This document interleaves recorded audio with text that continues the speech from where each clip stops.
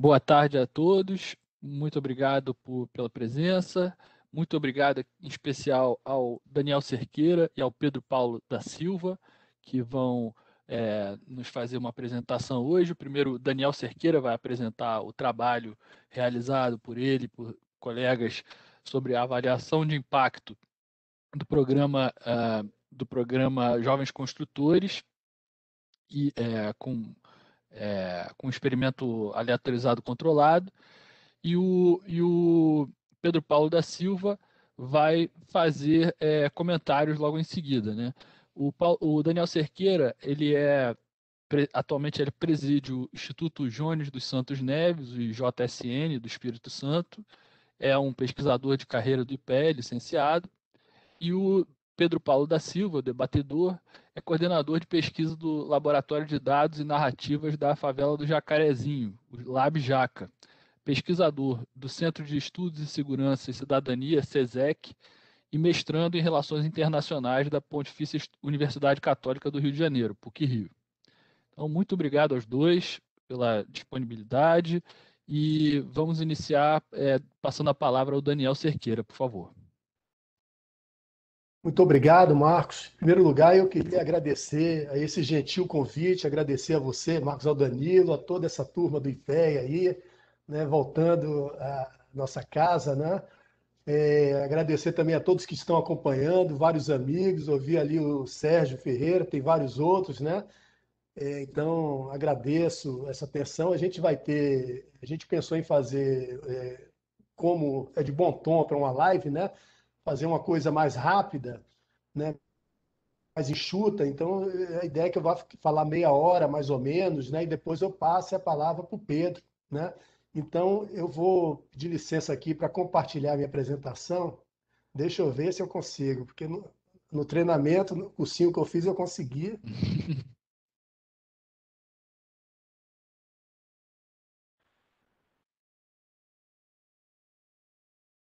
Estamos vendo a tela, pode ampliar, Agora agora tá está na fila, perfeito. maravilha. Então, esse trabalho aqui, na verdade, ficamos 2 anos fazendo esse trabalho. Foi uma encomenda do BID, do Banco Interamericano de Desenvolvimento, né? Em que são autores aqui, além de mim, o próprio Danilo, o Dino e a Laura, que eram do BID, e o Inácio Cano, um pesquisador muito conhecido na área da sociologia e na área de crime no Brasil, né? Então, basicamente, na minha apresentação, tem 4 pontos que nós vamos discorrer aqui. Em primeiro lugar, falar muito brevemente sobre o problema da desvinculação juvenil, que é exatamente a questão, é o aspecto que é objeto de tratamento exatamente desse programa Jovens Construtores, né? Como nós estamos aqui na casa, no IPEC, temos tantos especialistas no assunto, eu não vou me aprofundar, vou falar muito rapidamente sobre essa questão, né? E, sobretudo, da desvinculação juvenil, sobretudo nessas áreas mais vulneráveis socioeconomicamente, né? E aí, em seguida, apresentamos, então, o programa Youth Build, que é um dos programas de maior escala que tem nos Estados Unidos, e também a gente vai ver aí já em 17, 18 países esse programa foi implementado, né? Inclusive o Brasil, né? Então, nós vamos falar um pouquinho do que é esse programa, como é que ele funciona, o Youth Build. E esse Youth Build Program, aqui no Brasil, ele foi traduzido por Programa Jovens Construtores, que é esse que a gente vai fazer, é o objeto da nossa avaliação aqui. Então, eu vou, em segundo lugar, falar um pouco de como funciona esse Youth Build Program, e, em particular, os Jovens Construtores, que é uma adaptação aqui brasileira desse programa. E, em seguida, vamos falar um pouco da metodologia, questão de amostras e, por fim, os resultados, né? Uma avaliação baseada no experimento aleatório controlado, né? Do ponto de vista analítico, não tem tantas dificuldades, né?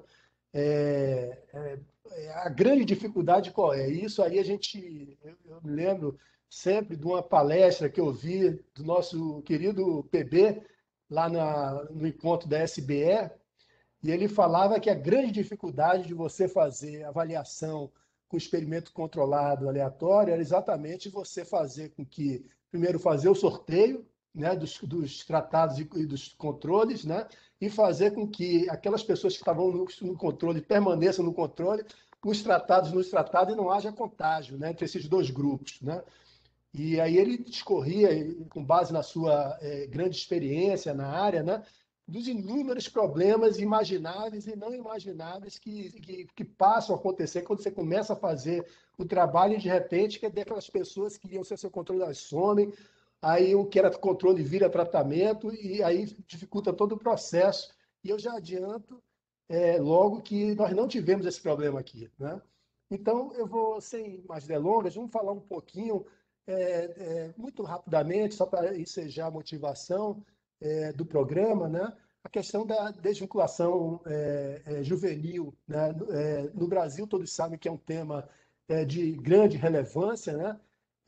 A gente sabe dos nenéns, que o dado que tinha antigo era que 23% dos jovens não estudavam nem trabalhavam, esse número deve ter aumentado, o Marcos deve falar melhor isso daí, que ele vive debruçado sobre esses dados, né? Mas a grande questão que a gente vê também é que esse não é um problema uniforme, ele é um problema que se acentua em algumas cidades, algumas regiões, e, sobretudo, em alguns territórios dentro dessas cidades. Que territórios são esses?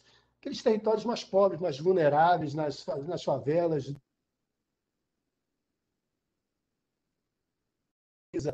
lá atrás também, mostrando como esse problema se acentuava muito nesses territórios mais vulneráveis socioeconomicamente, né?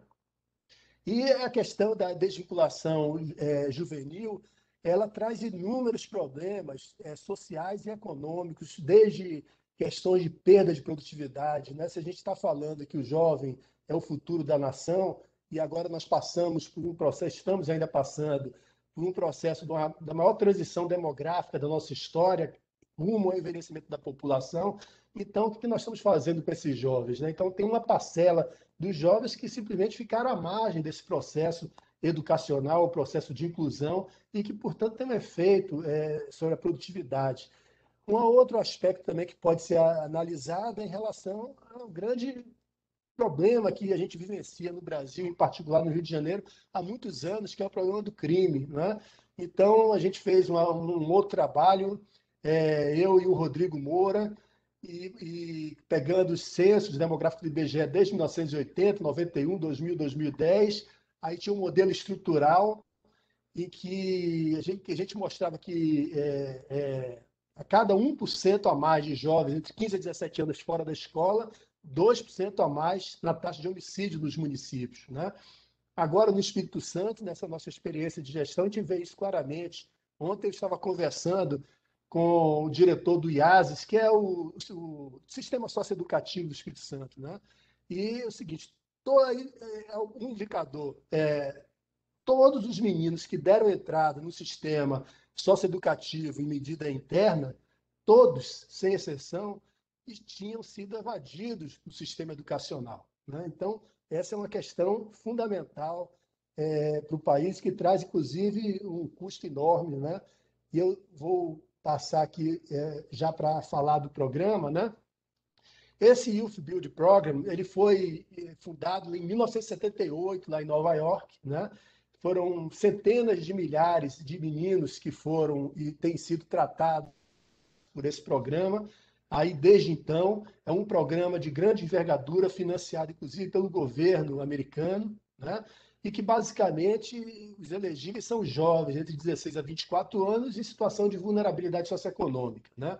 E o que esse programa faz? Ele é basicamente um misto de treinamento educacional, profissional e aconselhamento pessoal. Então, basicamente, esses jovens, eles entram, né, no programa, tipicamente fazem um curso sobre algumas questões formativas, né, e também questões de soft skills também, né, e o grande chamarisco desse programa é que eles vão desenvolver a capacidade para um trabalho técnico profissional.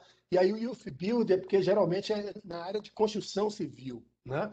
Então, os meninos são chamados para esse programa e há todo um processo de tentativa de recolocação desse menino, ou na escola, caso ele tenha se evadido, ou também no mercado de trabalho, né? Então, basicamente, em grossas linhas, é esse a ideia do Youth Build. Ele tem, então, essas dimensões aí, né? Na educação, no treinamento profissional, mas também na questão do desenvolvimento de liderança, espírito comunitário, e uma questão também importante é exatamente essa questão do aconselhamento pessoal, né? Então, tem muitos jovens que estão numa situação difícil, muitas vezes vem de uma família, de uma situação onde esses garotos muitas vezes não tiveram as condições de desenvolvimento socioemocional, cognitivo na primeira infância, vivem num ambiente muitas vezes de muita violência, muita disruptura, e essa ideia de aconselhamento pessoal, de soft skills, parece que é uma boa ideia que tem também funcionado em outros programas americanos já avaliados, né? E os jovens construtores, eles chegam a esse programa, quer dizer, em 78 eles criam esse programa Youth Build, em 99, se não me falha a memória, eles criam o Youth Build International, que leva esse programa para vários países, já chegou a 17 países, né? Em 2009, esse programa ele chega aqui no Brasil nas mãos da SEDAPS, que é uma organização não governamental, né, que geralmente trabalha na área da saúde, né, e eles fizeram, junto nessa parceria com o Youth Build, eles fizeram a implementação do programa aqui no Brasil, que tomou o nome de Programa Jovens Construtores, né? É claro que essa transição do modelo americano para o modelo brasileiro tem algumas peculiaridades que foram adaptadas, tendo em vista a especificidade local. Então, por exemplo, uma diferença que existe do programa americano para o programa brasileiro, a gente vai ver o seguinte, que sempre nesses programas, ao final do processo, os meninos eles vão fazer uma construção de algum, vão fazer um projeto de construção realmente, né? E aqui no Brasil, geralmente, essa construção é um projeto comunitário, tipo reformar uma praça ou fazer coisas do tipo, né? Aqui no Brasil, tendo em vista essa questão da desigualdade, da pobreza e tudo mais, se permitiu, por exemplo, que os meninos pudessem fazer uma construção de um bem coletivo ou mesmo privado, a reforma da própria casa, alguma coisa nesse sentido, né? Então, no Brasil, teve aqui já 11 edições, né? E quando foi tinha havido já algumas edições desse programa, nesses vários locais que estão listados aí, em Campo Grande, Complexo do Alemão, Morro dos Prazeres, né? E quando foi em 2016, o BID entrou financiando a SEDAPS na implementação desse programa, mas o BID solicitou que houvesse como contrapartida a necessidade de fazer uma avaliação com base no experimento aleatório controlado, que é aí que a gente entra, né? Então, o BID entra aqui, conversa com o SEDAPS e diz assim, olha, tem que avaliar com base no experimento aleatório controlado, e eu devo dizer que geralmente os gestores sociais odeiam essa ideia de fazer experimento aleatório, né? Porque eles têm uma ideia de que aquele menino está numa situação de maior vulnerabilidade, ele precisa mais. Como é que a gente vai sortear isso aí? Então, essa é uma ideia que ainda tem bastante resistência entre os gestores sociais, mas o pessoal da SEDAPS acolheu, depois de uma certa estranheza no começo, acolheu bem a ideia, né? E foi um grande parceiro desse projeto aqui, que permitiu a gente concluir de forma bastante satisfatória o projeto, né? E o que é esse programa? Basicamente a mesma ideia do programa americano: ampliar oportunidades aos jovens em situação de vulnerabilidade social, sobretudo no campo educacional e laboral, além de estimular essas capacidades socioemocionais, né, e fortalecer vínculos comunitários. Então, tem uma coisa de chamar o menino, dar algumas disciplinas formativas, mas também tem toda uma parte de soft skills, né? Tem uma parte de aprendizado técnico profissionalizante, né? E tem uma coisa importante que eu, depois avaliando, acompanhando esse programa, porque nós que fomos pessoalmente fazer as entrevistas e ficamos 2 anos subindo aí, essa avaliação foi feita no Morro do Borel e na Mangueira, então ficamos 2 anos subindo os morros aí, acompanhando, e a gente via a importância, sobretudo, não apenas do curso, que a gente vai ver que era um curso de 5 meses, né? mas também havia depois um acompanhamento de mais 6 meses tentando colocar esse menino no mercado de trabalho. E nesse processo havia uma tutoria, né? Então havia uma pessoa designada para acompanhar individualmente esses jovens, fazer um plano de vida e ajudá-los com sugestões, com orientações, né? Como, por exemplo, proceder numa entrevista de trabalho e por aí vai. E o resultado disso, até na expectativa dos próprios jovens, que nós fizemos também uma avaliação qualitativa aqui, foi extremamente positiva desse processo, né? Então, era basicamente o programa, ele tem essas dimensões, né? Primeiro, trabalha dentro do território, né? Trabalha com parceiros locais, que são essas organizações de base comunitária. Então, a SEDAP tem sempre uma organização de base comunitária que se mostrou um elemento fundamental para a boa execução do programa e também para a possibilidade da gente avaliar, né? Se não fossem essas organizações de base comunitária, a gente não ia conseguir acompanhar esses meninos, a gente não ia conseguir fazer as entrevistas, a nossa vida ia virar um inferno, né? Então, eu acho que esse é um segundo ponto importante a salientar aqui, né? Já falamos que tem um programa intensivo de formação, são 5 meses, 340 horas de aula, né? E ao final do curso, né, no quinto mês, o jovem está a fazer um projeto para esse aí chamados ativos familiares comunitários, né?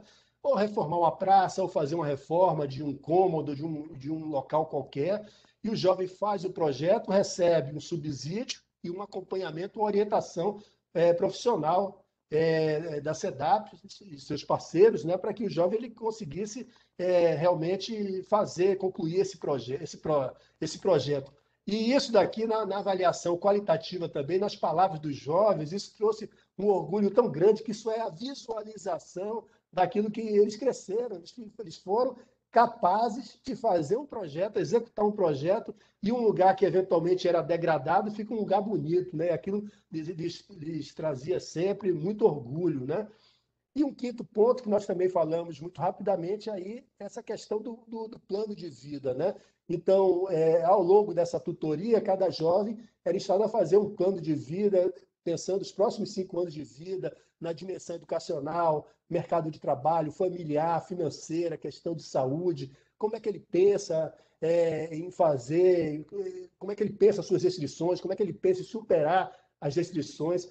Basicamente, o que a gente, para concluir essa parte, para falar um pouquinho do programa, quando fala Youth Build, o programa Jovens Construtores, o que a gente percebeu, não apenas nas palavras dos gestores e dos técnicos que implementavam o programa, mas nas palavras dos próprios jovens, todos, era que basicamente a ideia de programa Jovens Construtores, que a questão de construção aqui tem um duplo sentido. Não é apenas uma construção mobiliária, uma reforma, mas é a construção do eu, a construção individual. Quer dizer, o jovem, no meio daquelas adversidades, daquelas restrições materiais e tudo mais, né, ele se reconstruir como pessoa, enquanto cidadão, enquanto uma pessoa que vai ter uma importância dentro do processo ali das relações comunitárias, né?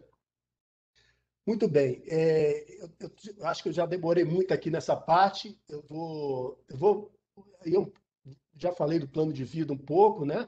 É, 2 linhas sobre a literatura sobre isso. Existe alguma literatura, né? Alguma literatura sobre avaliação desses programas Youth Build em vários países, mas o que nós notamos é que 99% dessas avaliações não eram experimentais, não eram um experimento aleatório controlado, né?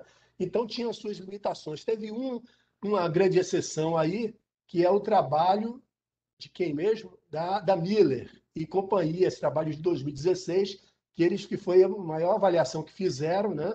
E basicamente fizeram com base no experimento aleatório controlado. Então, o nosso trabalho também, ele dialoga muito com esse trabalho da Miller, porque a gente queria, além de avaliar o programa aqui, obviamente a gente queria ter um diálogo também dentro dessa literatura internacional, e no caso aqui, esse trabalho da Miller foi o que mais se aproximou da nossa ideia aqui, de fazer um experimento aleatório controlado, né? Então, basicamente, já falamos, o BID chega aqui em 2016, diz que a gente tem que ser feito uma avaliação experimental, eles nos chamam para fazer esse estudo, né? E nós fizemos, e basicamente como é que foi o método que nós fizemos? Nós conjugamos métodos de pesquisa qualitativa e quantitativa, né? Então, a gente queria fazer um experimento aleatório controlado, portanto, a pesquisa empírica quantitativa, mas a gente queria também não desprezar a quantidade de conhecimento que existe ali para reconhecer valores, né, envolvidos ali dentro do programa e dos seus participantes. Então, nós fizemos um misto de pesquisa qualitativa e quantitativa, em que na parte qualitativa a gente fez entrevistas semi-estruturadas com os gestores e com os técnicos e fizemos também grupos focais com os jovens. Basicamente, como é que foi o processo de construção da pesquisa, né? O contrato com o BID previa que iriam se dar 6 ciclos, 6 turmas no Borel e da Mangueira. Cada turma era mais ou menos 30 jovens, né? Só que aí, quando começou o processo, na verdade, uma turma já estava escolhida, não foi aleatório, então a gente ficou com 5 turmas. Então a gente tinha um universo ali, no total de 154 jovens que participaram do programa, né? A gente aproveitou aquela turma que não participou que não foi objeto do universo da nossa análise, né, para fazer o grupo focal, né? Então fizemos esse grupo focal com esses jovens, as entrevistas com os técnicos, né? E como é que a coisa acontecia? Basicamente, a SEDAP, junto com a organização de base comunitária, fazia uma grande campanha de sensibilização e arregimentação dos jovens para o programa. E aí os jovens iam lá, se inscreviam, né? E aí, no ato deles se inscrever para querer fazer o curso, eles preenchiam uma ficha de prescrição com alguns dados socioeconômicos, né? Essa ficha foi fundamental, porque com base nela a gente primeiro viu, a gente selecionou aqueles que não estavam plenamente dentro do público, do grupo de elegíveis, né? Dentro daquelas características esperadas, entre 16 e 24 anos, né? E olhamos o conjunto de elegíveis e verificamos que existia um excesso de demanda que permitiu a gente então fazer a leitorização que fizemos, né, a partir dessas fichas de inscrição, né? Então, a partir dessas fichas de inscrição, nós fizemos o sorteio aleatório e fizemos aqui os grupos de tratamento e controle, né? Ainda fizemos uma análise utilizando as informações da ficha de inscrição para ver se esse controle e tratamento eram muito diferentes, esses grupos, que poderia ocasionar algum problema lá na frente, mas não verificamos nenhum problema aí. E aí, já falei dos grupos focais que nós fizemos. Aí, a partir dessa conversa com os grupos focais e da ideia do que a gente precisava avaliar, nós formulamos um instrumento, né? Fizemos o instrumento, o questionário que tinha 5 blocos, a gente vai falar, e depois a gente fez o teste piloto com esses meninos. Aí, quando a gente viu que o instrumento estava adequado, a gente aplicou, fizemos as entrevistas, né? E um ponto que eu já falei, mas menciono novamente, que todo esse processo só foi possível com o comprometimento da SEDAPS e das organizações de base comunitária. Uma coisa que eu acho que para os pesquisadores, que eu acho que é uma pergunta que sempre está na cabeça dos pesquisadores, mas vem cá, como é que a gente conseguiu entrevistar esses meninos e fazer com que o controle continuasse no controle, o tratamento no tratamento, e que mais de um ano depois do programa acabado, a gente conseguiu achar esses jovens? O que aconteceu é o seguinte, que ao preencher essa ficha de inscrição, de pré-inscrição, o menino botava lá o contato de telefone, né? E a SEDAPS dava R$ 50 por mês para o menino manter aquele contato de telefone. Então, era um contrato, mesmo que o menino não fosse sorteado para participar do programa, ele recebia 50 ali para poder ter o seu telefone atualizado ali na lista, né? Isso é fundamental. Isso, junto com o conhecimento que o pessoal, os líderes comunitários dessas organizações de base comunitária têm, que conhece todo mundo ali na região, a gente conseguiu achar basicamente todo mundo. Tivemos um probleminha no final que tem a ver com a guerra urbana que a gente vive no Rio de Janeiro, guerra em termos, porque é guerra de um lado, né? E que é exatamente esse último ponto, né? Quando a gente estava, sorte nossa, que já estava para acabar a nossa amostra que a gente queria entrevistar, aí aconteceu um problema lá de uma guerra, né? E basicamente a polícia entrou e matou alguns, prendeu o líder lá da Mangueira, no caso, né? E aí, a partir dali, a gente não conseguiu falar com mais ninguém, né? Os jovens, ninguém queria receber a gente, ninguém falava com a gente. E aí a gente encerrou a pesquisa, mas a gente encerrou no momento que a gente vai ver que não comprometeu a qualidade da pesquisa, porque a amostra já era suficiente, né? Fazendo alguns resultados. É, eu não marquei o tempo aqui, deixa eu ver. Vou passar essa parte qualitativa, que isso aqui era basicamente a visão dos gestores e técnicos. Tudo isso está no documento, depois quem tiver interesse pode ler, né? Também algumas perspectivas sobre o olhar dos jovens, né?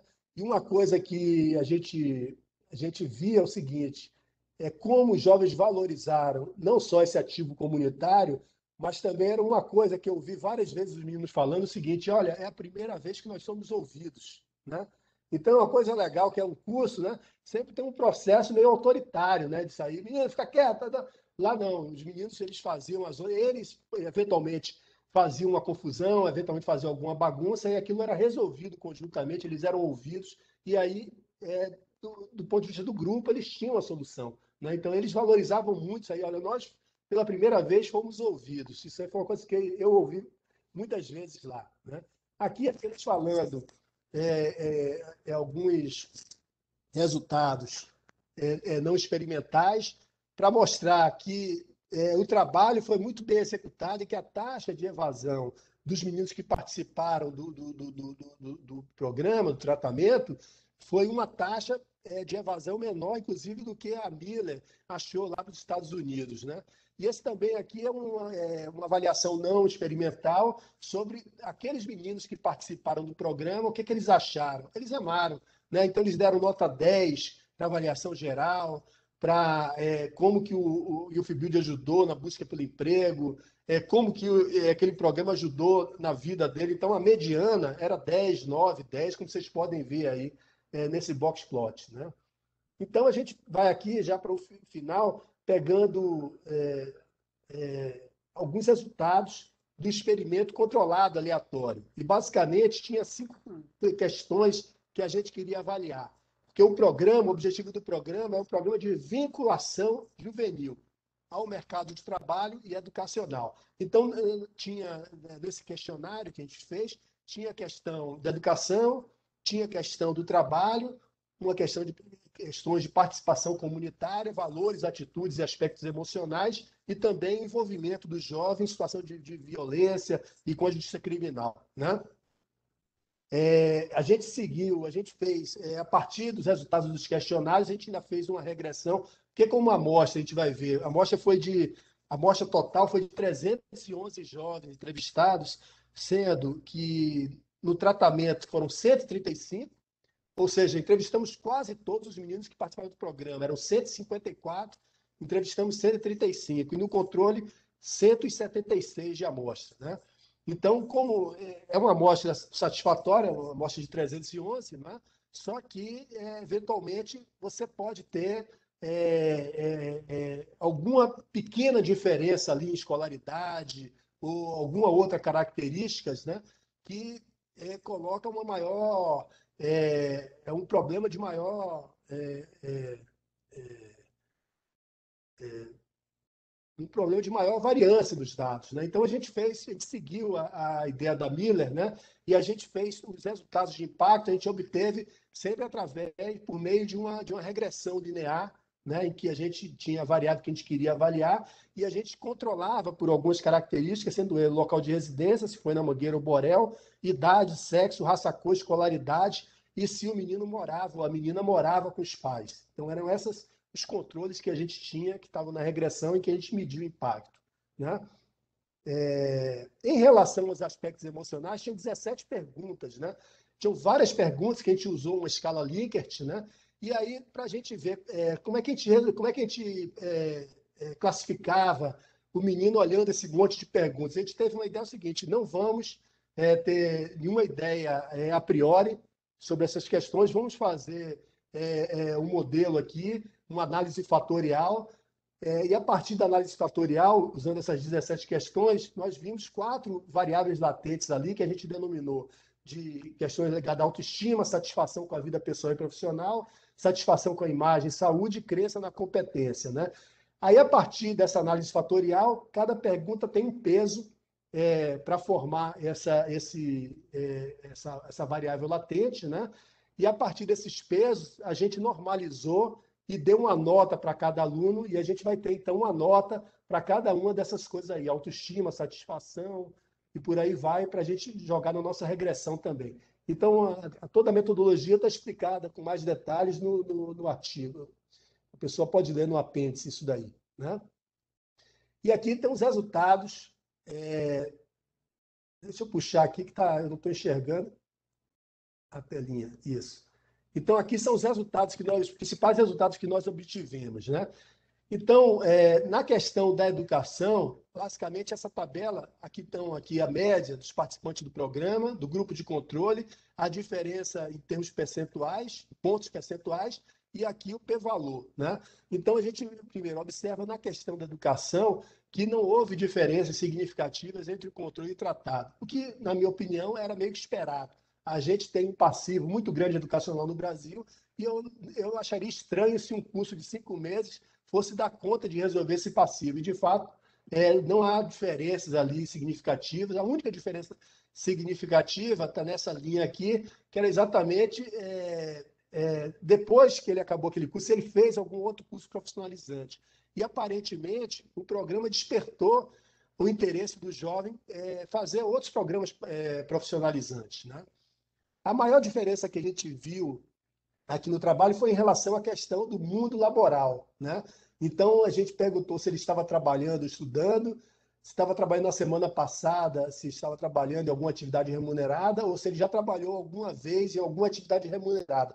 A gente viu diferenças significativas de 10 pontos percentuais de diferença aí entre esses dois grupos, mostrando que, aparentemente, o programa teve um impacto importante na vida desses meninos do ponto de vista laboral. E eu também não fico surpreso, porque eu acompanhei, é um trabalho muito dedicado que o pessoal da SEDAPS, a Anne, não sei se está aí, a Melissa, a Kátia, diretora lá da SEDAPS, estão nos ouvindo aí, é um trabalho muito, muito bacana, muito comprometido, e elas pegam esses meninos, depois do curso de 5 meses, e ficam 6 meses grudados neles, marcando entrevista, tirando documentos, soft skills, como fazer uma entrevista, como se vestir, né? Então, realmente é pegar no braço esses meninos, assim, agora você vai entrar no mundo laboral. Então, realmente houve essa diferença que a gente viu. Não vimos diferença em relação à questão de violência, o que também seria esperado, porque a coisa de cometer violência, envolvimento com a justiça criminal, é um fato estatístico raro. Se a gente conseguisse pegar isso numa amostra de 311, eu acho que seria fantástico. Então, não era esperado isso. E também no trabalho da Miller, lá nos Estados Unidos, com a amostra bem maior, também não conseguiram capturar isso, né? E também em relação às questões emocionais, socioemocionais, né? O único quesito que a gente viu que teve algum impacto ali foi exatamente satisfação com a vida pessoal e profissional dos meninos. Então, vejam o que nós estamos falando, que os resultados todos, eles convergem para uma mesma linha, que o programa ele teve um papel importante na inserção laboral desses meninos aí do Borel e da Mangueira, né? Então, deixa eu ver se eu consigo. Eu acho que eu vou ficar por aqui, porque esse aqui eram os principais impactos que isso aqui é só repetindo, que eu já falei, né? Essas principais conclusões, análise qualitativa, vínculo educacional, comunitário. Então, basicamente, eu fico por aqui. Deixa eu ver se eu consigo parar aqui. Então, eu fico por aqui com essa conclusão. Quer dizer, houve um impacto importante do ponto de vista laboral. E uma outra questão importante, Marcos, que eu faço questão aqui que me trouxe muita alegria, é que quando a gente começou a fazer esse trabalho, as palavras do PB ecoavam na minha cabeça, né? Então, assim, olha, experimento controlado, quando você vê o tratamento sumiu, o controle vira tratamento. Então, aí assim, meu Deus, isso vai ser um inferno. Mas, por incrível que pareça, também em função do comprometimento do pessoal da SEDAP, das organizações de base comunitária, eu mesmo sorteei todos os meninos que iam entrar no tratamento e controle. Eu tinha um a um aí, e realmente o controle ficou controle, o tratamento ficou tratamento, e a nossa amostra de controle, no caso da Mangueira, só aumentou mais um pouco, em função desse problema lá que a gente teve de segurança pública, que o nosso caminho ficou atravessada, a gente não conseguiu mais conversar com nenhum jovem, né? Então, eu deixo aqui o Marco qualquer para o Pedro, né? O Marco, e depois a gente tem as questões aí para debater um tema ou outro que eu tenha passado muito rapidamente. Maravilha, muito obrigado, Daniel. Então, conforme a dinâmica que a gente combinou, eu vou passar a palavra para o Pedro Paulo falar, fazer os comentários dele, se quiser levantar questões, qualquer tipo de intervenção é bem-vinda. E depois do Pedro Paulo falar, assim, eu vou fazer perguntas minhas e perguntas que eventualmente sejam enviadas aqui pela audiência por escrito pelo nosso bate-papo, tá bom? Então, obrigado. Passo a palavra para o Pedro Paulo da Silva, por favor. Oi, gente, todo mundo me ouvindo bem? Sim, estamos ouvindo bem. Boa tarde, todo mundo. Eu primeiro preciso começar agradecendo o Daniel e o Marcos pelo convite, para poder estar comentando esse trabalho importantíssimo, tanto o trabalho de avaliação quanto o trabalho que foi realizado pelo programa.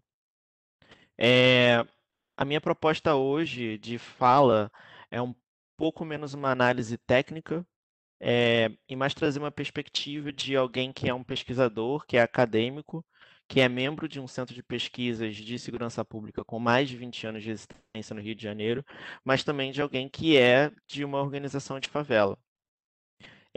A perspectiva que eu quero trazer é uma que está nessa interseção entre o pesquisador, o jovem negro e o favelado. E não, obviamente, porque me falta a capacidade de análise técnica, mas é porque tem muitas questões que, para mim, são muito diluídas, em algumas análises que eu acho que são muito importantes da gente trazer. O meu ponto de partida, e eu ressaltei isso no início, porque eu estou partindo de um lugar muito específico para fazer a fala que eu estou fazendo, então acho que é preciso ter esse entendimento de qual é esse lugar. O meu ponto de partida para pensar políticas de inserção laboral, ou políticas de inclusão social é sempre pensar condições além das materiais. Isso é, você tem condições de renda, de moradia, de saneamento, mas também pensar questões que são subjetivas, que é uma coisa que o Daniel falou, né? Sobre o tornar-se eu, sobre o trauma e sobre autoestima. São questões que eu quero trazer nesse meu comentário. Em outras palavras, o que eu estou querendo dizer, se o mote é pensar políticas públicas para a favela, é preciso entender as múltiplas e profundas cicatrizes que o racismo deixa na maioria da população da favela, que é negra. Então, o que eu estou querendo pontuar é essa dimensão subjetiva do racismo, que a gente não pode perder de vista quando a gente está falando desse tipo de política pública, ou de qualquer política pública, mas falando como um jovem negro de favela, eu acho que esse tipo de política pública de inserção laboral precisa ter essa dimensão. Eu acredito que é muito é, evidente o que eu estou querendo falar sobre efeito subjetivo do racismo. Mas para dar alguns exemplos, é essa percepção de que a nossa vida não importa. É, é a percepção de ser socializado desde a infância em um mundo de abordagem e de intimidação da polícia. Ser socializado com a perspectiva de que a gente tem uma saúde insuficiente, uma educação insuficiente, uma vestimenta insuficiente, um lazer insuficiente, uma autoestima insuficiente. Essas são questões assim que têm uma dimensão evidentemente material, mas que têm um resultado psicológico de não permitir que a gente tenha a perspectiva de ser. Por exemplo, ser como eu, um pesquisador. E assim, as opções que se tem para nós são a polícia, as forças armadas ou o varejo de drogas. E eu estou falando para nós, particularmente, como um homem negro de favela, que eu acho que para as mulheres negras são outras perspectivas. Mas de uma maneira mais direta, tudo isso produz um entendimento, todas essas questões que eu mencionei produzem um entendimento de que a gente não é um sujeito. E aqui eu não falo em termos de compreensão de que a gente não é um sujeito de direito, é isso também, mas eu estou falando, não, a gente não se vê como um sujeito no sentido de não se ver como alguém, como uma pessoa, como um indivíduo que tem agência. E isso talvez seja um dos efeitos mais profundos da questão racial. Então, eu começo por todo esse preâmbulo que eu fiz sobre essa questão subjetiva, porque mesmo que a formulação que eu fiz não seja a que está presente no programa de Jovens Construtores, o programa está lidando com essa realidade de efeitos materiais e de efeitos subjetivos da violência racial no jovem negro.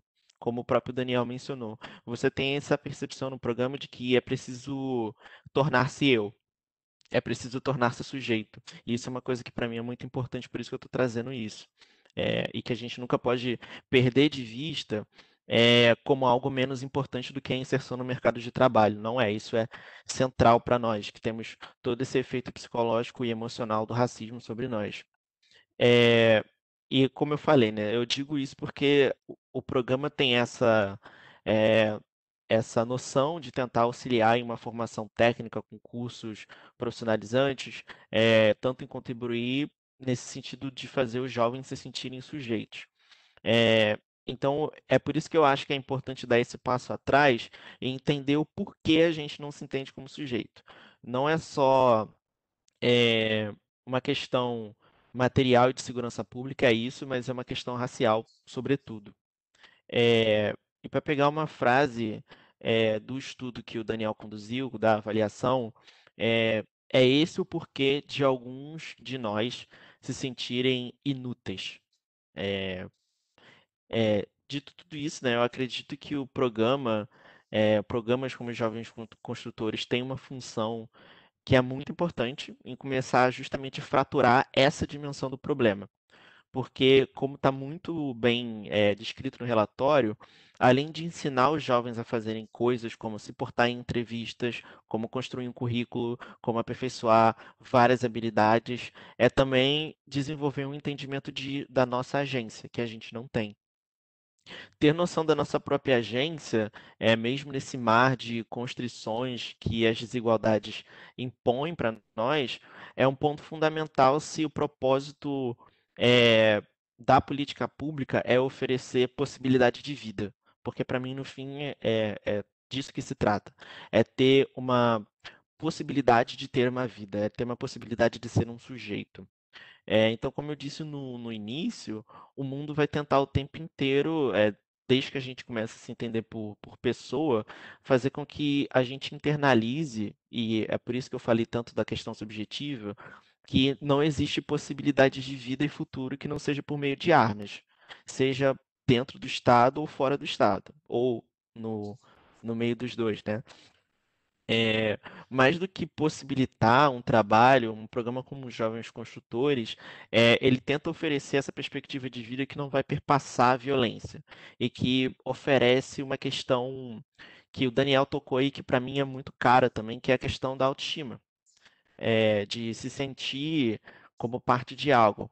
E isso é essencial porque a autoestima ela diz respeito sobre a visão do favelado sobre si mesmo, ou a visão da favela sobre si.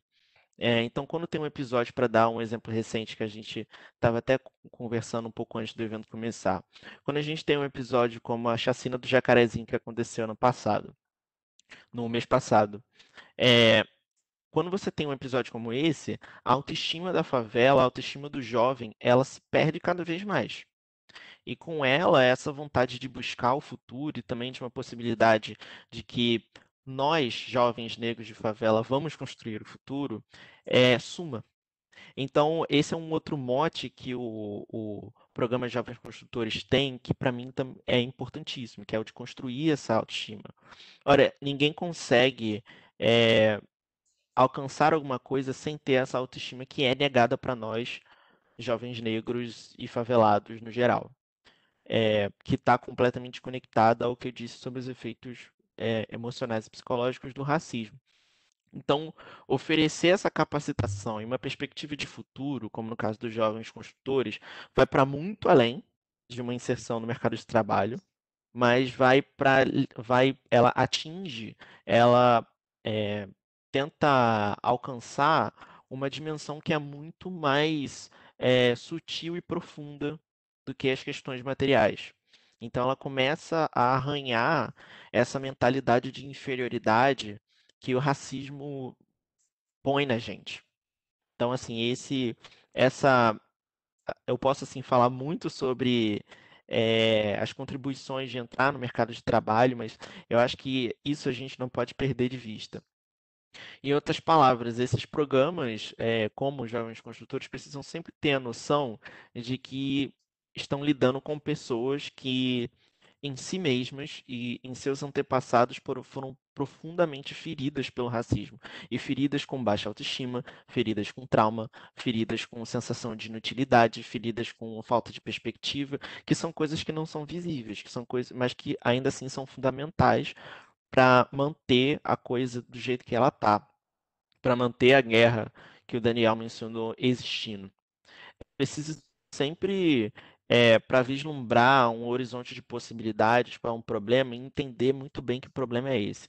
Então, se a gente vai tentar dar uma alternativa para isso, e é isso que o programa tenta fazer, é preciso entender exatamente com o que se está lidando. E na minha visão, de novo, né, mesmo sem falar disso diretamente, o programa Jovens Construtores tem um potencial que atacam essas questões que eu estou trazendo e que, sinceramente, para mim, é muito incrível. É, mas antes de eu terminar, eu queria fazer um comentário que talvez seja um pouquinho mais crítico, mas que eu espero não ser injusto, porque eu realmente, de fato, enxergo programas como esse como alternativas, com bastante potência, por diversos aspectos que eu demonstrei, assim, mencionei anteriormente. Mas tem uma coisa que eu não posso deixar de mencionar e que não é uma opinião minha, mas é uma opinião geral em pessoas que estão em organizações de favela, em organizações do movimento negro, é, que é programas de inserção de jovens favelados no mercado de trabalho, costumam oferecer capacitações muito específicas. Para dar exemplos, você tem pedreiro, pintor, garçom, bartender e entre outros, mas sempre nessa linha. E eu acho, obviamente, extremamente frutífero que haja capacitação profissional desses jovens de alguma forma, mas a gente também precisa sempre considerar o porquê são sempre capacitações de empregos, entre muitas aspas, subalternos. E eu vou explicar o que eu quero dizer por isso. Eu não estou querendo dizer que seja um emprego menos importante, porque eu sou filho de uma empregada doméstica, então, assim, eu fui ensinado que qualquer trabalho é um trabalho digno. E eu acredito muito fielmente nisso. Mas, ao mesmo tempo, eu acho que para a gente precisa sempre pensar, para além de inserir a juventude, a gente precisa pensar aonde a gente quer inserir essa juventude. Qual é a posição que a gente quer inserir a juventude? É numa posição de liderança ou de ser liderado?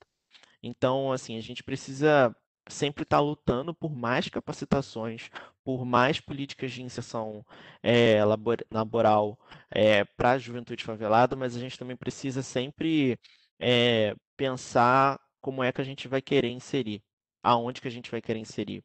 A gente vai querer inserir sempre em algumas posições específicas, a gente vai querer sempre inserir de um jeito historicamente relegado a nós, ou a gente vai querer construir políticas, programas que vão inserir em outras posições, que vão trazer um bem material talvez até maior, em termos de renda, em termos de possibilidade.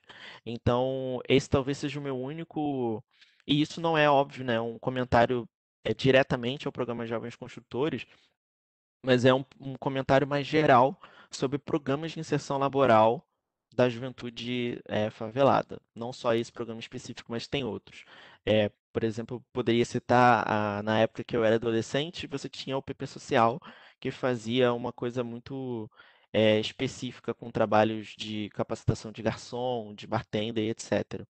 Então, eu acho que a gente precisa inserir, mas a gente precisa criar a perspectiva de que o jovem de favela pode ser líder, de que ele pode estar em uma posição de poder e, sobretudo, que ele esteja ganhando um salário muito bom, porque também no final é disso que se trata para pessoas que têm sempre o acesso ao mercado de trabalho negado. Então, são basicamente esses meus comentários. Obrigado a todo mundo de novo e eu espero que tenha perguntas para a gente poder continuar esse debate importante. Muito obrigado, Pedro Paulo, pelos comentários. Eu não quis interromper, mas a gente estava sem a sua imagem durante boa parte da sua fala. Você, por acaso, Ah, meu Deus! desativou a imagem ou foi alguma questão de Voltou? sinal, você sabe? Voltou? Ah, Não, voltou deve agora. ter sido uma questão Mas, de enfim, sinal. É porque eu tô no mas as, celular, gente, desculpa. Topou o não, dedo ali, né? mas as palavras foram bem ouvidas, então a mensagem foi perfeitamente transmitida. Agora, então vou passar ao Daniel para falar um pouco dos comentários do Pedro Paulo, e aí em seguida eu coloco algumas questões minhas que estão aqui no bate-papo também. Então, obrigado. Obrigado, Marcos. Eu vou comentar então os comentários do Pedro, né? Mas antes, deixa eu, só para não esquecer, tentando bagunçar aqui o seu protocolo aqui, mas que eu acho que seria interessante, depois passar a palavra também, está presente aqui a Melissa Abla, que era coordenadora nacional do programa Jovens Construtores, ela está presente, se ela puder falar uns 2 minutos, eu acho que seria legal também, né? Mas basicamente eu concordo com tudo que o Pedro falou, né? Eu acho que eu entendo as palavras do Pedro é o seguinte: existe um problema muito maior, né? Não apenas de inserção educacional, inserção laboral, mas de inserção na cidadania, inserção no pacto social, que vai muito além simplesmente de ofertar um programa como esse. Não que isso não seja importante, é fundamental, né? É fundamental, mas existe um passivo social no Brasil muito grande, né?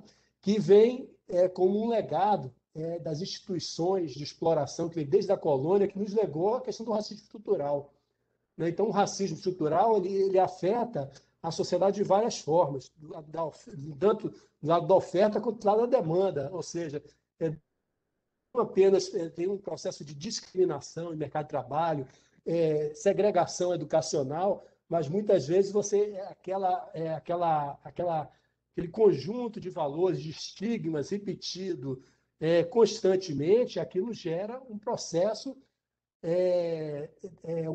ruim na formação da autoestima do jovem negro que passou a vida toda exatamente escutando que ele não serve para nada, que ele vai servir para ser, no máximo, para ser uma posição dessa, ocupar uma posição no mercado de trabalho, uma posição no nível mais baixo, né? Então, eu acho que esse é um problema sério. Na verdade, eu acho que se a gente for pegar todos os problemas que a gente vê no Brasil, eu acho que o nosso grande problema é a gente superar o racismo estrutural. Enquanto a gente não superar isso, a gente não vai abandonar, a gente não vai conseguir ter as condições de ingressar enquanto nação, enquanto sociedade, né, num processo civilizatório pleno.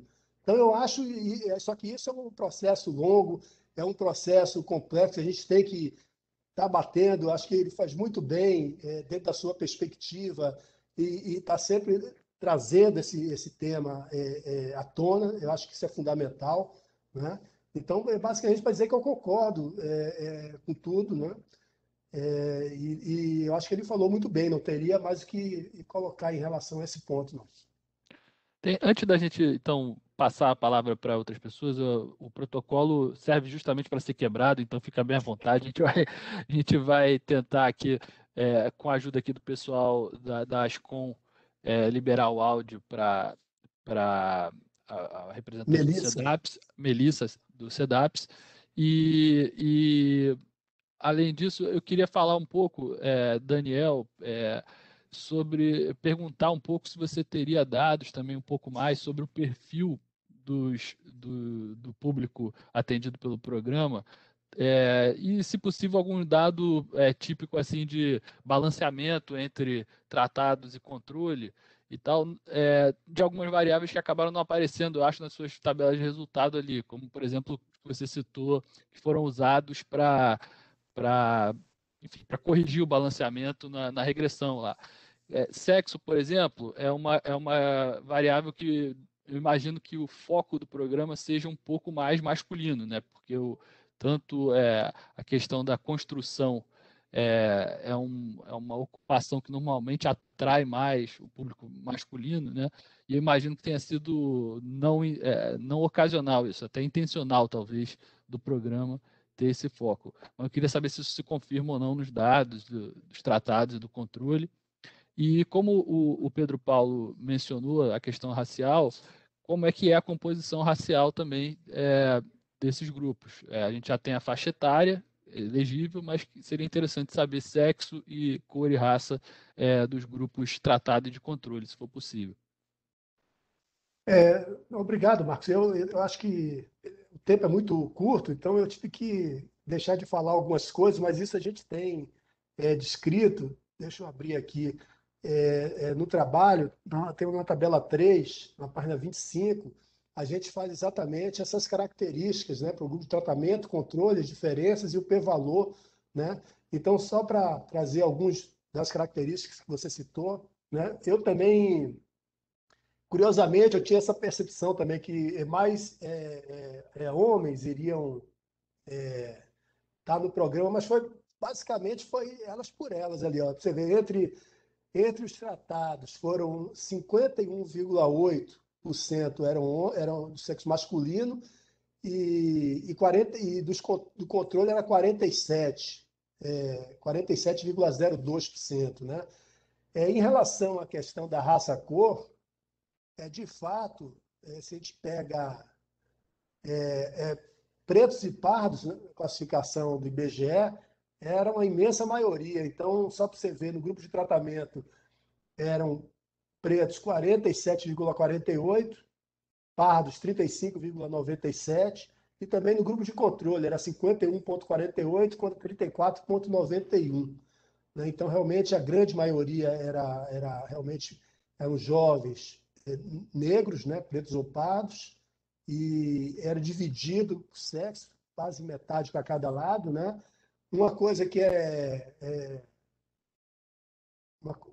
tem outras características nessa tabela, a gente não tem tempo para discorrer, mas quem tiver interesse, a gente botou várias outras coisas, não só a questão da idade, se mora com o pai, mora sem o pai, mora com a mãe e o pai, mora sem o pai, sem a mãe, mora com a avó, se não estudou, né? Se tem filhos, né? E uma questão também, já que você tocou nesse ponto, tem duas questões que eu acho que são importantes, que a gente não trabalhou aqui. Fiz uma análise um pouco melhor que deveria ter sido feita. Né? A quantidade de jovens também com filhos é muito grande. Né? Então, a questão da fecundidade precoce, juvenil, é um problema no nosso país. Né? Eu vi vários, tem na tabela aí a quantidade, eu via vários casos com meninos com 18, meninas de 18, meninos de 18 anos com 1, 2 filhos. Né? Inclusive, teve uma coisa até curiosa, né? Que eu entrevistei um garoto, que se não me falha a memória, não sei se foi no Borel, na Mangueira, agora não me lembro. Mas eu entrevistei o menino, e ele, muito bem articulado, bem afeiçoado, ele foi respondendo tudo. Né? E aí eu perguntei para ele, vem cá, você atualmente está trabalhando?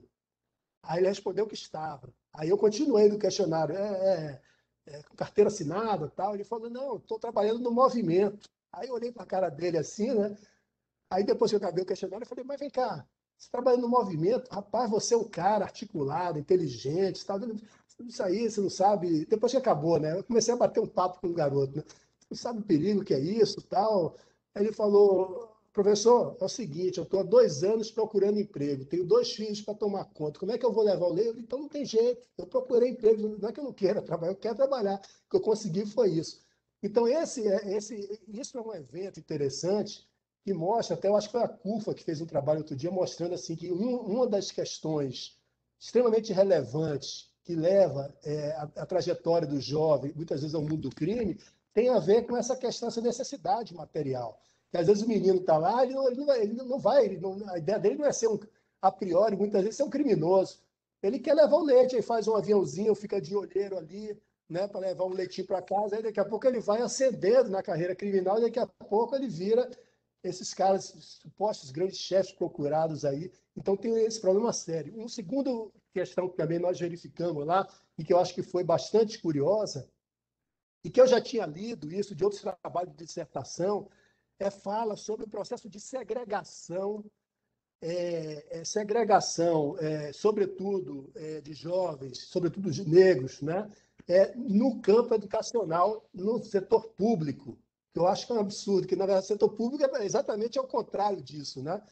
Mas eu vi o seguinte, eu perguntei para vários jovens que tinham evadido da escola, aí eu perguntava o motivo, eles estavam no questionário, né?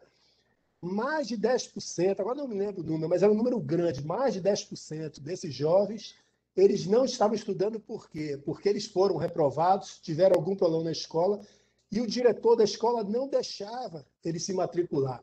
Então, veja o que acontece. A gente tem tanto o Borel quanto a Mangueira, estão ali numa região limítrofe, numa área que é de classe média, né? E você tem escolas ali que são escolas que vão ser avaliadas depois pela sua nota, teve lá no SAEB, ou sei lá o quê. Então, as escolas vão ser avaliadas por notas. Então, existe um processo de fabricação fordista no nosso processo educacional, que muitas vezes é o seguinte, esse menino é não conforme, eu não quero ele aqui porque ele vai baixar a minha nota.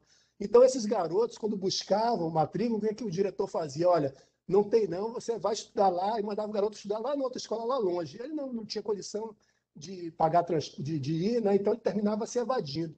Então, eu acho que esse é um ponto fundamental que tem que ser tratado do processo educacional de exclusão e de segregação que a gente tem aqui no Rio de Janeiro e eu acredito que também em várias partes do país.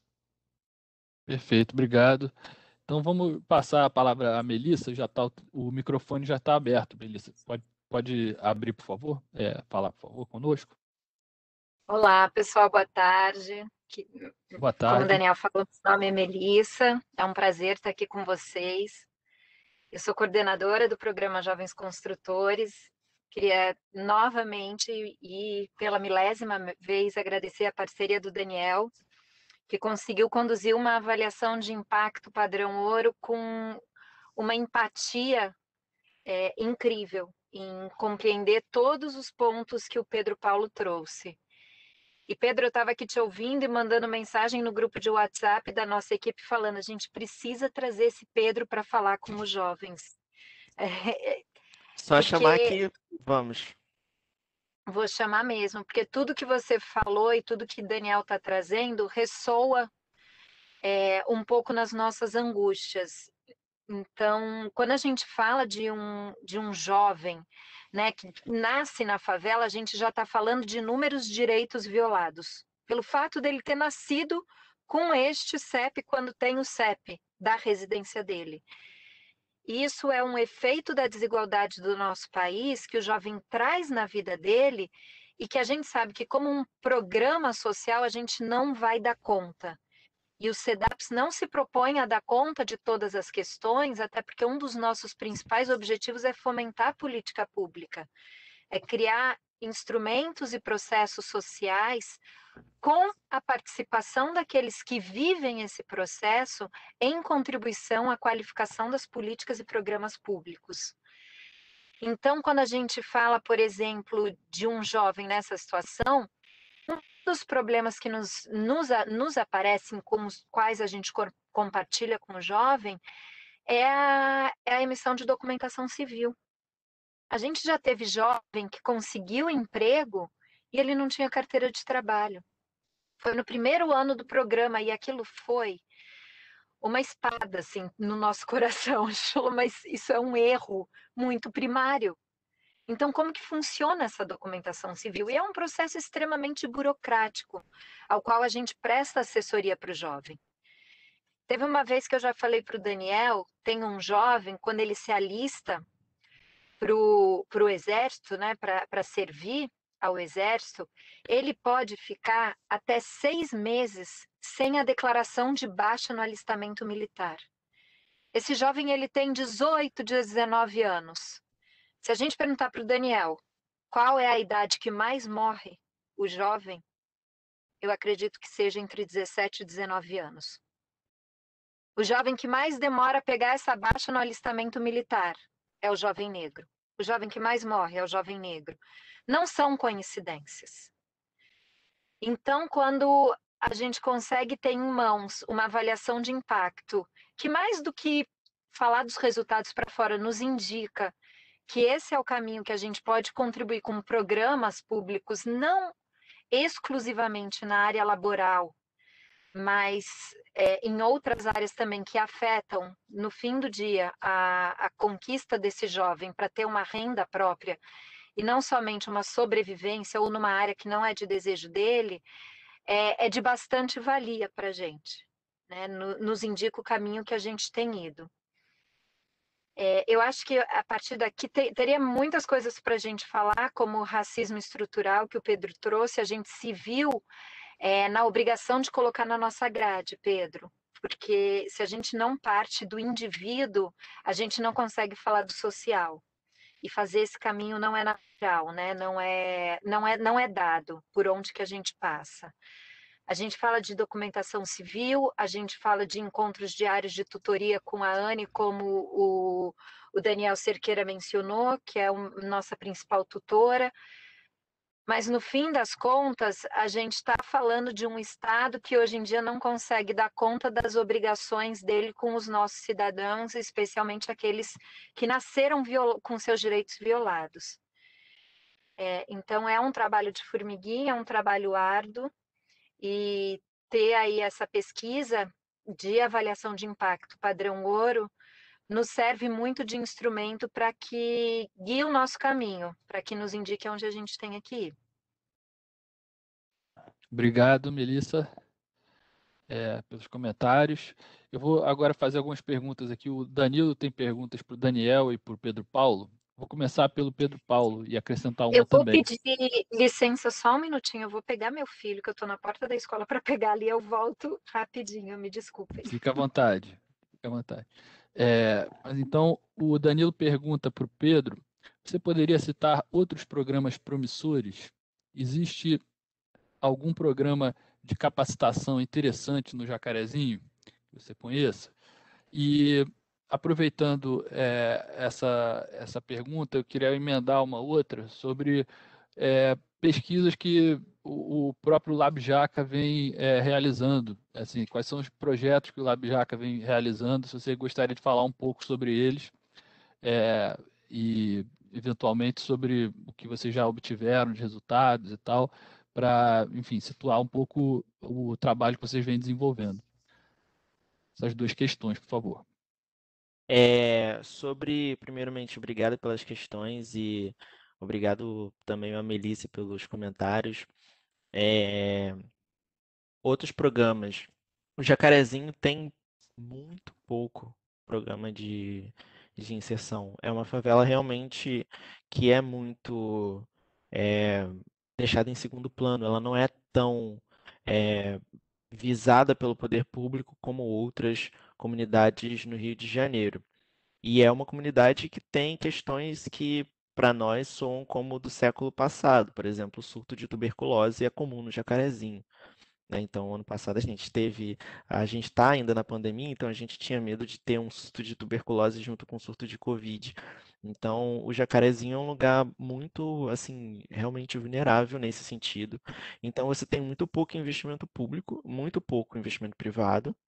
E as pouquíssimas iniciativas que você tem no Jacarezinho são de pessoas da própria favela. Então, por exemplo, você tem um programa que vai tentar inserir jovens que querem ser modelos no mercado de trabalho de modelos. Você tem iniciativas como o Lab Jaca, que eu já vou emendar com a pergunta do Marcos. Mas são coisas muito pontuais, são programas muito pequenos. A gente tinha, até pouco tempo atrás, um centro de referência da juventude, onde você tinha cursos profissionalizantes, você tinha aulas de dança, questões artísticas, aulas de luta. Só que esse programa é um programa do governo do estado e que há muito tempo, se eu não salvo engano, há 2 anos, quando a UPP saiu de dentro do Jacarezinho, esse projeto social saiu também.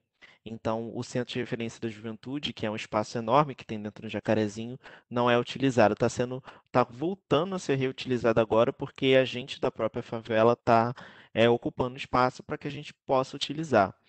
Mas fora esses programas muito pontuais, você não tem programas de inserção laboral lá.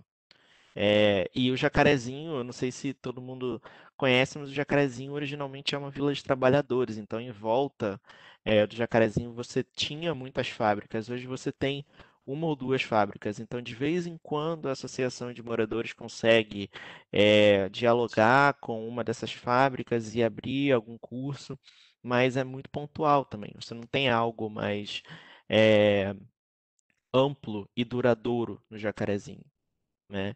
E sobre o programa, o Lab Jaca, Marcos, é, assim, a nossa proposta enquanto organização de favela é produzir dados e produzir narrativas a partir da favela e para a favela. Então a gente tenta parte da premissa de que uma política pública precisa sempre de dados para que a gente consiga fazer ela ser eficiente, mas que também existem dados que o poder público não produz, ou não tem interesse de produzir, ou produz de uma forma muito complicada, como no caso da própria Covid, que você tinha, para dar um exemplo do que eu estou querendo dizer, você tinha bairros que tinham, dentro desse bairro, por exemplo, Bom Sucesso, você tem o bairro Bom Sucesso e você tem favelas dentro de Bom Sucesso. Então, o poder público produzia dados sobre a Covid, pontuando que Bom Sucesso tinha um nível baixo de casos de Covid. Mas nas favelas de Bom Sucesso você tinha um nível mais alto.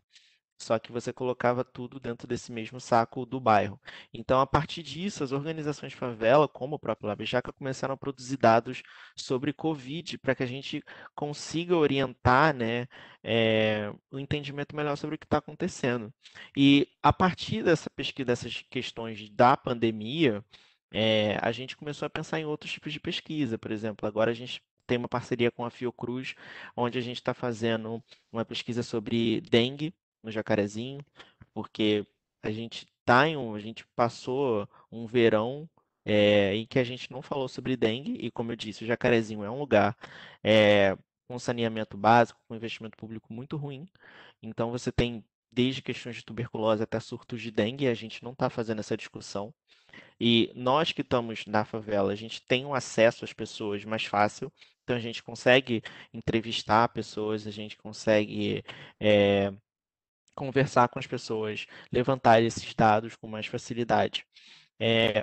Outra frente que a gente está entrando é a frente de segurança pública, porque com o que aconteceu com a chacina, a gente também precisou dar uma resposta em relação ao que aconteceu, e a resposta foi uma pesquisa sobre custos de operação policial no Rio de Janeiro. Então a gente tentou comparar o custo de um helicóptero blindado utilizado pela Polícia Civil com o custo de uma política social, para a gente tentar informar, né, a partir dos dados, que você poderia estar utilizando esses recursos para inserir pessoas no mercado de trabalho, para financiar a cesta básica, para financiar o auxílio emergencial, para construir escolas. E agora a gente está tentando também, começando, né, pensar uma pesquisa sobre saúde mental na favela, que é justamente tanto o ponto que eu trouxe, que a gente não conversa tanto sobre os efeitos psicológicos, né, do racismo estrutural na população favelada. Então a gente tem começado a projetar, né, a pensar, a desenhar uma pesquisa que vá nesse sentido, mas sempre com a proposta de produzir dados a partir da favela para orientar a política pública. Se você tiver até algum link daquele vídeo com os custos das ações de segurança, ou assim chamadas ações de segurança, você poderia postar aqui no nosso bate-papo para o pessoal poder acessar mais tarde, e eventualmente a gente pode também anexar no YouTube, junto com o vídeo do evento de hoje. Para o Daniel Cerqueira, o Danilo fez uma pergunta também, eu vou emendar outra também. Depois vai ter mais uma para o Pedro. Mas, Daniel, você acha que esse programa poderia ser adotado pelo poder público, atingindo um grande número de jovens? Quais seriam os obstáculos? Você poderia citar outros programas promissores? E aí, o que eu emendaria era se vocês chegaram a fazer, ou se foi possível fazer, alguma análise tipo custo-benefício do programa. Quanto é que custa esse programa e, enfim, os benefícios você mostrou um pouco ali nos impactos. mas até porque, como a gente acabou de falar de custos e benefícios de ações de segurança, seria interessante ter esse contraste, se for possível.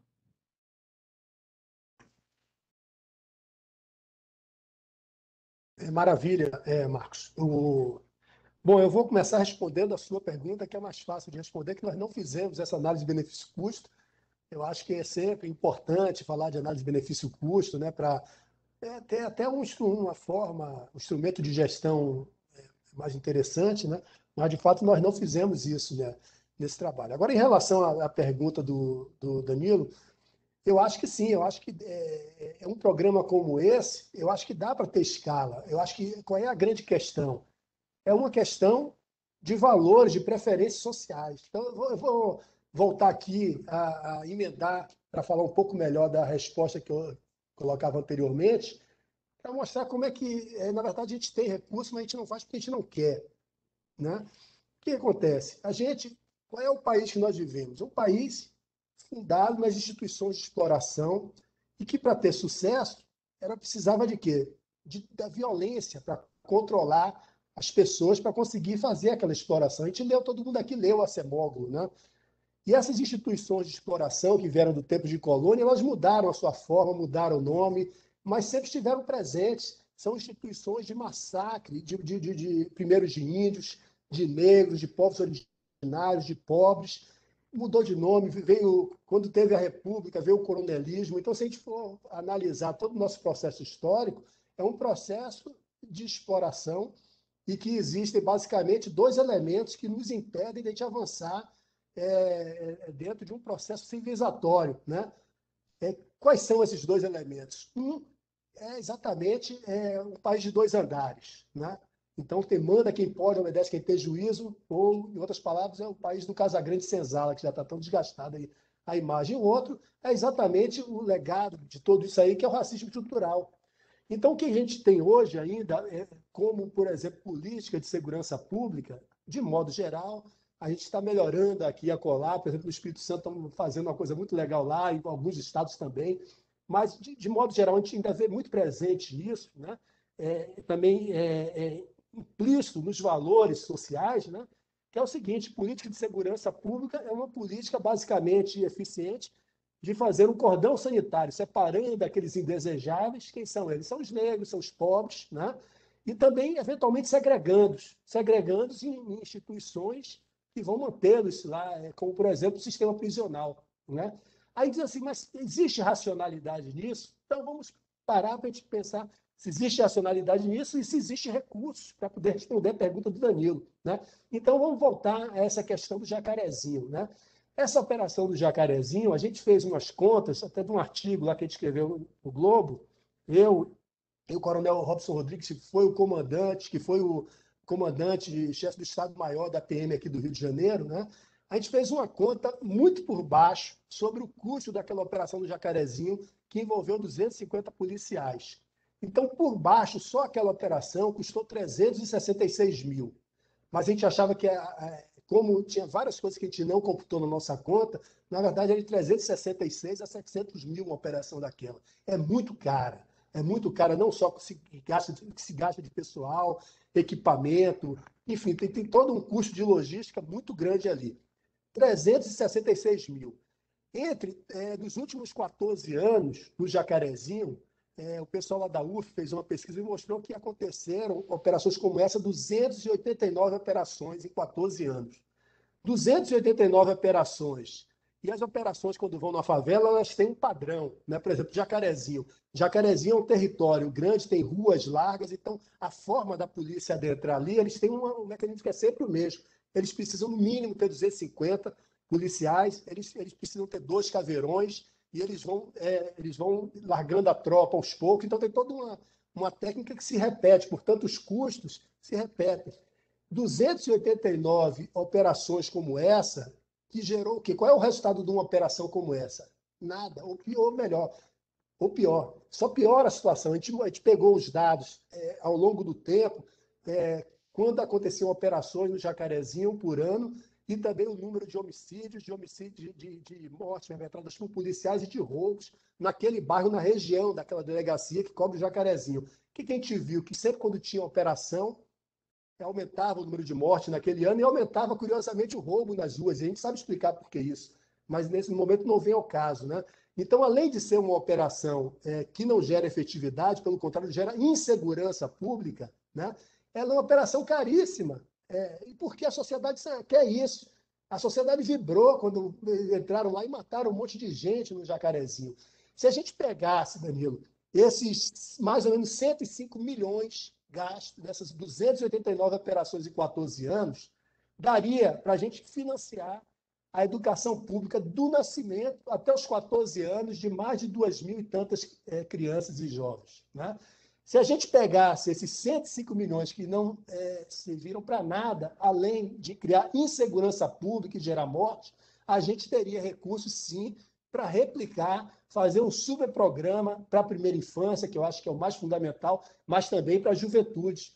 Mas a gente não faz por quê? Por escolhas públicas. Então, a gente vai, por exemplo, quanto custa um menino que eventualmente deu problema, aí teve uma medida socioeducativa interna, no sistema socioeducativo. Quanto é que custa um menino desse lá? Sabe quanto é que custa? Custa 11 mil por mês. Quanto é que custa um preso no sistema prisional? É no barato 6 mil por mês. Então, a gente hoje tem no sistema prisional cerca de 800 mil detentos. Eu fiz umas contas ali, desses aí, 40% eram presos por furto ou por pequeno, estava carregando pequena quantidade de droga, meia dúzia de papelote ali, e terminou indo em cana ficando 5 anos. Além de ser, além de ser um absurdo do ponto de vista de a gente pensar enquanto sociedade, é um absurdo do ponto de vista da racionalidade. Então, tem recursos, só que a gente não usa esses recursos por quê? Porque a gente não quer, porque a gente mantém a nossa preferência de segregação e de violência contra exatamente pobre e negro no Brasil, né? Esse outro exemplo que o Pedro tinha citado, da UPP Social, aquilo ali é mais um exemplo disso, né? Então, houve o programa do PP, que foi um programa incidental, não foi um programa planejado. Começaram a fazer, viram que estava dando ibope, que estava legal, e aí disse assim, mas temos que fazer a UPP social. O que resultou disso? Nada. Houve primeiro uma que ia se fazer, não, agora vamos fazer o UPP social, e aquilo ali saiu do papel, simplesmente. Então, nós estamos reproduzindo os valores de sempre, o valor da segregação, do racismo e do cordão sanitário, botando esses indesejáveis para lá, e a gente não consegue crescer enquanto sociedade. No Espírito Santo, hoje a gente está fazendo, a gente mapeou exatamente as áreas de conflito, as áreas onde existe uma população mais vulnerável, e como é que o Estado está entrando lá? Não está entrando só com fuzil, não, está entrando com educação, com cultura, com esportes. Eu acho que tem que ser esse caminho. É muito mais barato e é muito mais efetivo. Maravilha. Vou agora fazer duas perguntas aqui que foram enviadas também para o Pedro Paulo, pelo Danilo e pelo Helder Ferreira. Danilo Coelho pergunta para o Pedro Paulo. O Daniel comentou sobre a dificuldade de muitos jovens do Borel e da Mangueira de se matricular no ensino médio. Isso também ocorre no Jacarezinho? E o Helder Ferreira pergunta, Pedro, obrigado pela fala, muito interessante seu ponto sobre as profissões que aparecem nas capacitações oferecidas, posições pouco valorizadas no mercado de trabalho e com espaço para oportunidade de liderança. Você tem sugestões, propostas ou conhece estudo sobre outras profissões que poderiam ser alvo de políticas públicas ou projetos sociais? São duas questões aí, por favor.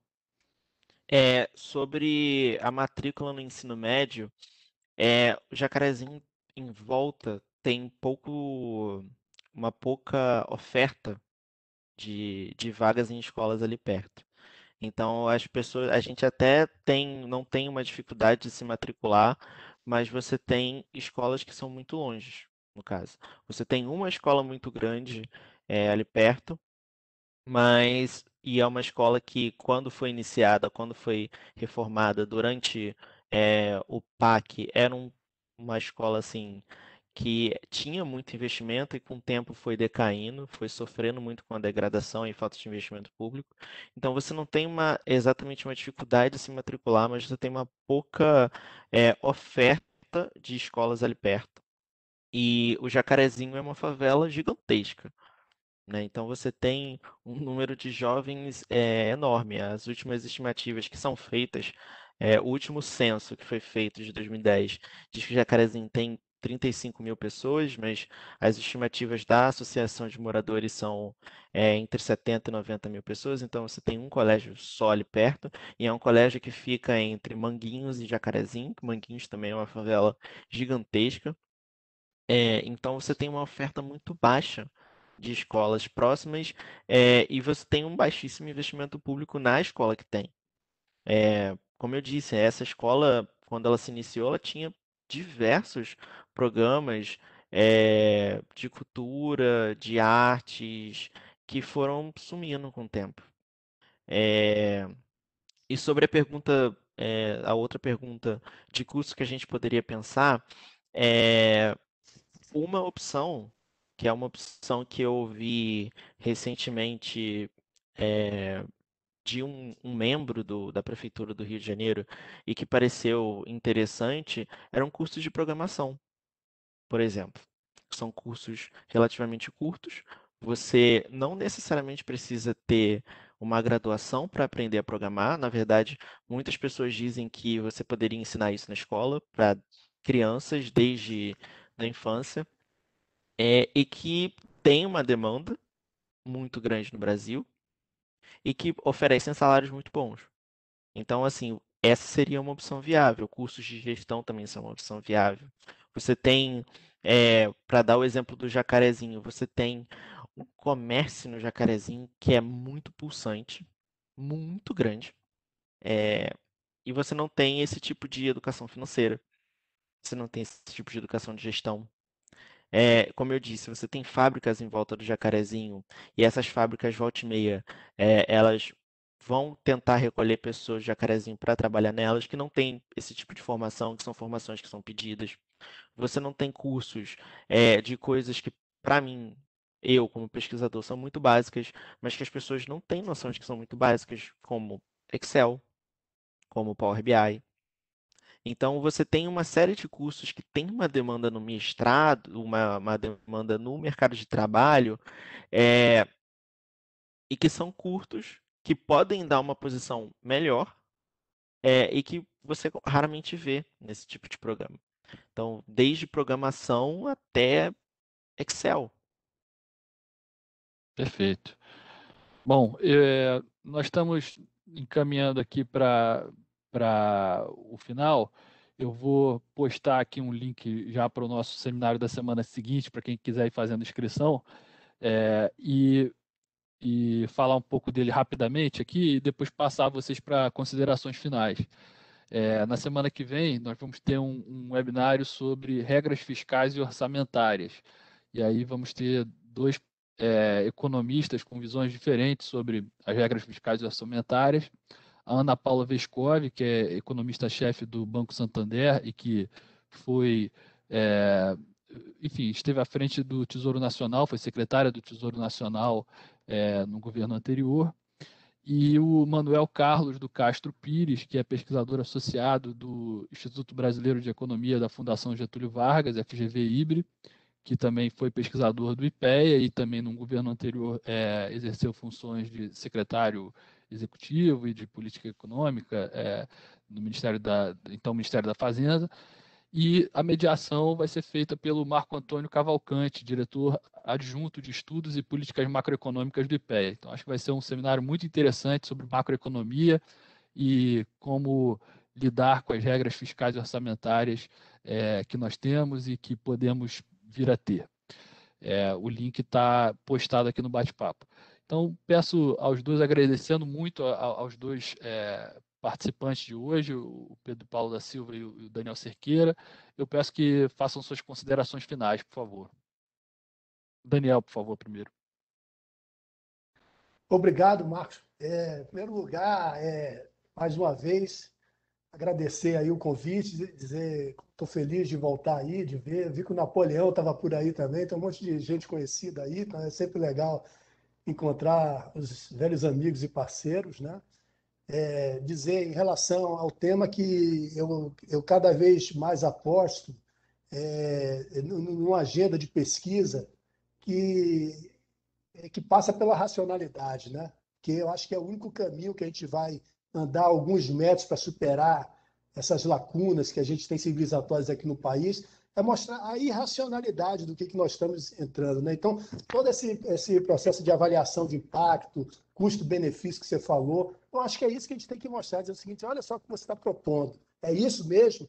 A gente mostrar exatamente as contradições que a gente tem e que a gente vive enquanto sociedade, que a gente se pensa como uma sociedade moderna, mas praticando políticas, na verdade, que são irracionais na verdade, políticas ainda que têm um lastro lá na Idade Média ainda, né? Muito obrigado, Daniel. Obrigado. Para a gente é um prazer também rever você toda vez que você passa, nem que seja na telinha. E Pedro Paulo, também é um prazer te conhecer e agradeço muito, mas passo a você para suas considerações finais também. Assim, eu queria fazer o agradecimento de novo ao Daniel e ao Marcos pelo convite. Para mim, enquanto pesquisador, estar falando em um evento do IPEA é extremamente gratificante porque é uma instituição de pesquisa assim, extremamente importante no país, que não tem às vezes o reconhecimento que deveria.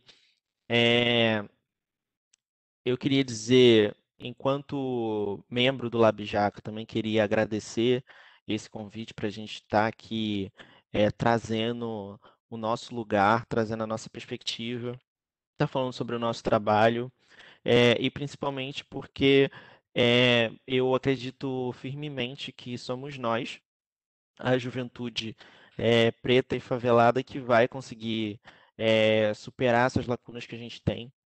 Então eu acredito muito assim em programas como esse, Jovens Construtores, como de fato aquilo que vai construir o nosso tornar-se sujeito, que vai possibilitar que a gente supere esses problemas que a gente pontuou aqui. Então, agradecer de novo e parabenizar o programa, parabenizar o Daniel pelo trabalho e dizer que eu estou à disposição para futuros convites e estamos aí. Maravilha, vai ser. Nos veremos muitas vezes por aqui. Então, muito obrigado a todos. Acompanhe a gente na semana que vem de novo. Façam a inscrição, estejam com a gente e obrigado ao Daniel e ao Pedro e saúde para todo mundo. Um grande abraço. Até a próxima. Tchau, tchau, gente. Valeu.